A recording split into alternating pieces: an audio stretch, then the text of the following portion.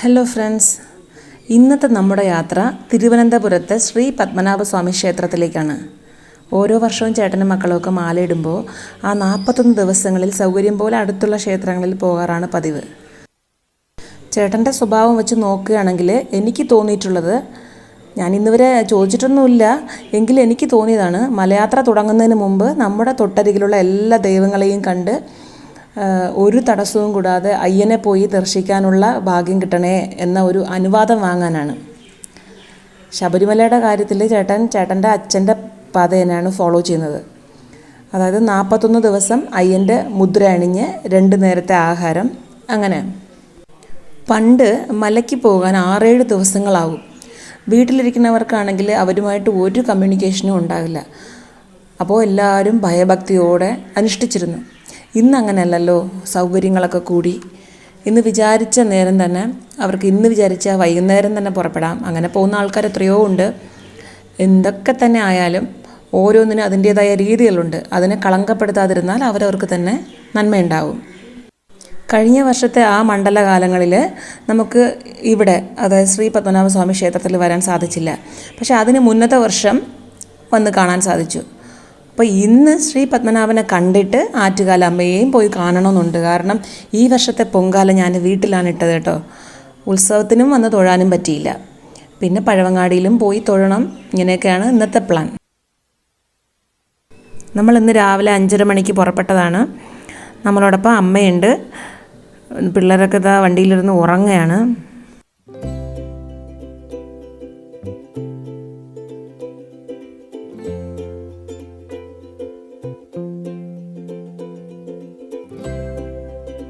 ഞങ്ങൾ ഈ വന്നത് കളിയിക്കാവളിയിൽ നിന്നും തിരുവനന്തപുരത്തേക്ക് വരുന്ന ബൈപ്പാസ് റോഡാണ്. ഇത് നല്ല ഭംഗിയാണ് കേട്ടോ കാണാൻ. 2 മലകൾക്കിടയിലൂടെ ആ മലകൾ വെട്ടി റോഡ് ചെയ്ത് അങ്ങനെയുള്ളതാണ്. അതാ നിങ്ങൾ കാണുന്നില്ലേ, നല്ല ഭംഗിയാണ് കേട്ടോ കാണാൻ. പക്ഷേ ഞങ്ങൾ ചെന്നൈയിൽ നിന്ന് ഇങ്ങോട്ടൊക്കെ വരുന്ന വഴിക്കൊക്കെ എത്രയോ ബൈപ്പാസ് റോഡുകൾ വിജനമായ ഒരു റോഡായിട്ട് തോന്നും. ഇത്ര ഭംഗിയായിട്ടൊന്നും തോന്നിയിട്ടില്ല.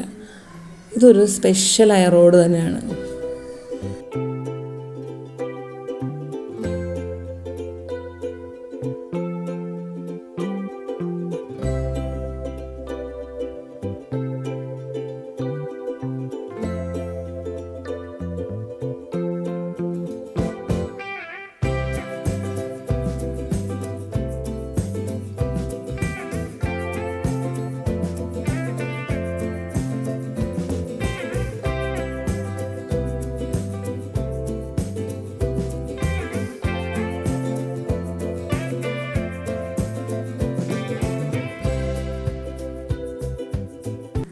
ഞങ്ങൾ അങ്ങനെ 7:30 മണിയൊക്കെ ആയപ്പോൾ ശ്രീ പത്മനാഭസ്വാമിയുടെ സ്ഥലത്തെത്തി.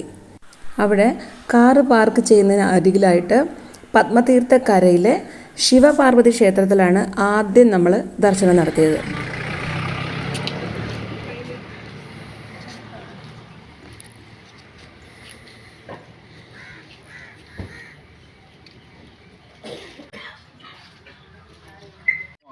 കേരള ബാങ്കിൽ ATM ഉണ്ടെന്ന് തോന്നുന്നു.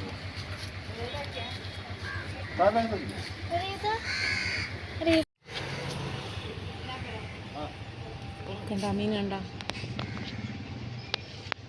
ഇല്ല, അങ്ങനെ സൂം ചെയ്യാതെ ഞാൻ നീറ്റ് എടുത്തരാം.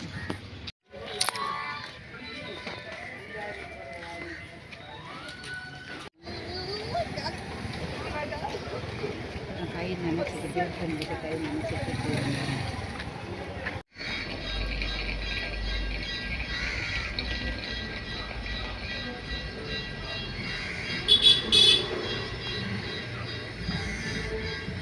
ഇങ്ങോട്ട് വാ.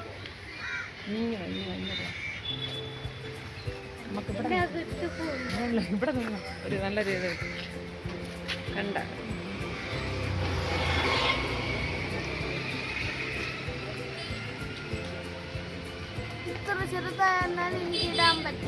എന്തോണ്ടാൻ പറ്റും?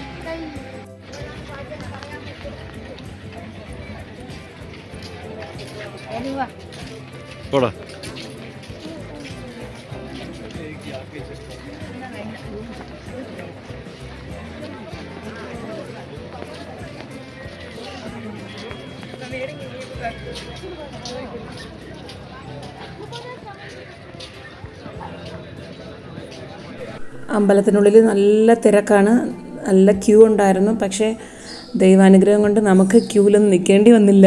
നമ്മൾ ആദ്യത്തെ മുമ്പറായിട്ട് പോയി നമുക്ക് ദർശനം കിട്ടി. അത് പറഞ്ഞാൽ വിശ്വസിക്കില്ല ആരും, പക്ഷേ അത് തന്നെയാണ് സത്യം. നല്ല ദർശനം കിട്ടി, ഒരു ദിവ്യ ദർശനം തന്നെയാണ്. അതൊന്ന് അനുഭവിച്ചറിഞ്ഞാലേ മനസ്സിലാവുള്ളൂ. അപ്പോൾ തിരിച്ചു വന്നപ്പോൾ നമുക്ക് ഒരു തുളസിഹാരം കിട്ടി. സ്വാമിയുടെ കഴുത്തിലെ ആ ഒരു തുളസിഹാരം. അമ്മയുടെ കയ്യിലിരിക്കുന്നത് കുറച്ച് വേപ്പിലയാണ്. അതവിടെ ഒരു മരത്തിൽ നിന്ന് കുറേ ഒരു ശാഖകളൊക്കെ വെട്ടി മാറ്റുകയായിരുന്നു. അപ്പോൾ വീട്ടിലേക്കൊരു മരുന്നിൻ്റെ ആവശ്യം ഉണ്ടായിരുന്നു. അതിനുവേണ്ടി അമ്മ കുറച്ച് വേപ്പില എടുത്ത് വെച്ചിട്ടുണ്ട്. ക്ഷേത്ര ദർശനം കഴിഞ്ഞിട്ട് പത്മതീർത്ഥക്കരയുടെ മുമ്പിൽ വന്ന് കുറച്ച് ഫോട്ടോസൊക്കെ എടുത്തിട്ട് നമ്മൾ നേരെ വിട്ടത് പഴവങ്ങാടി ഗണപതിയെ കാണാനാണ്. അവിടെ പോയി അത് കഴിഞ്ഞ് ആറ്റുകാലമ്മയും പോയി കണ്ട് നല്ല ദർശനമായിരുന്നു അവിടെയും. അന്ന് പൊങ്കാലയിടുന്ന സമയത്ത് പോയിരുന്നെങ്കിൽ കൂടെ ഇത്ര എനിക്ക് നിന്ന് തൊഴാൻ പറ്റില്ലായിരുന്നു.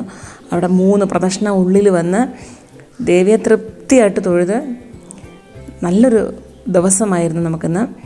അങ്ങനെ നമ്മൾ അവിടെ നിന്ന് തൊട്ട് അരികിലുള്ള ഒരു ഉടുപ്പി ഹോട്ടലിൽ കയറി രാവിലെയുള്ള ബ്രേക്ക്ഫാസ്റ്റും കഴിച്ചിട്ട് അവിടെ നിന്ന് വേറെ പുറപ്പെട്ടു. അവിടെ നിന്ന് കൂടുതലൊന്നും നമുക്ക് ഫോട്ടോ എടുക്കാനൊന്നും പറ്റിയില്ല എന്ന് വെച്ചാൽ എനിക്ക് അനുവാദം കിട്ടിയില്ല എന്ന് തന്നെയാണ് പറയാം. കാരണം ഇത്രയും വീഡിയോസ് ഞാൻ എടുത്തുകൊണ്ടിരിക്കുമ്പോഴേ ചേട്ടൻ്റെ വായിൽ നിന്ന് കേട്ട് നിൻ്റെ ഈ 20 പേര് 30 പേര് കാണുന്ന ഈ വീഡിയോയ്ക്ക് വേണ്ടി നിൻ്റെ ഫുൾ ടൈം നീ വേസ്റ്റ് ചെയ്യുകയാണ്.